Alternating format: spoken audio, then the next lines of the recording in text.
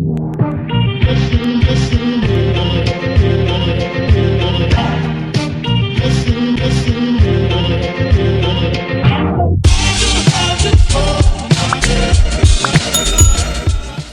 back to my channel. My name is Frankie, and if you're new here, welcome, and if you've joined us before, welcome again. Today we're going to talk about the pros and cons of working remotely, the things that no one really talks about.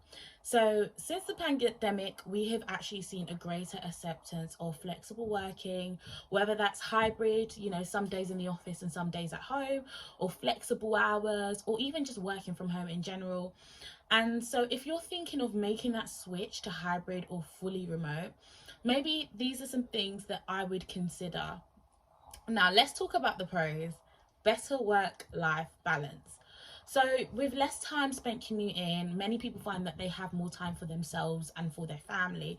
It provides more hours in the day to balance the many commitments that we all juggle. And for some, that might be getting some extra needed rest. And for some, it might be the ability to be able to juggle family life and work life at the same time. A Gallup survey in 2021 actually found that over 70% of respondents stated that hybrid working actually improved their work-life balance as opposed to working in the office. The second benefit is more autonomy. You'll be able to have more control over your workday and structure, and also the added flexibility of also choosing what days you would like to go into the office. For some people, they may already have more autonomy due to the conversations that they've had with their line managers about their management style. And this is also something that is worth considering, as it also helps with the work-life balance. The third benefit is more job opportunities. One is no longer tied down to their geographical location or is geographically restricted to certain jobs and roles based in their local communities or their local areas or commutable areas. People no longer have to really travel to the office at all, or even have to go in 5 times a week. They could have reduced numbers of times that they have to go into the office, and so that means that they're able to kind of apply to jobs that are a bit more out there, that are a bit more further away. And this is also a benefit for organizations and businesses, as it widens their talent pool and it allows them to attract more talent. Now we're going to get into some of the cons of working from home or flexible working. So, negatives. One of them is isolation and difficulty with team building.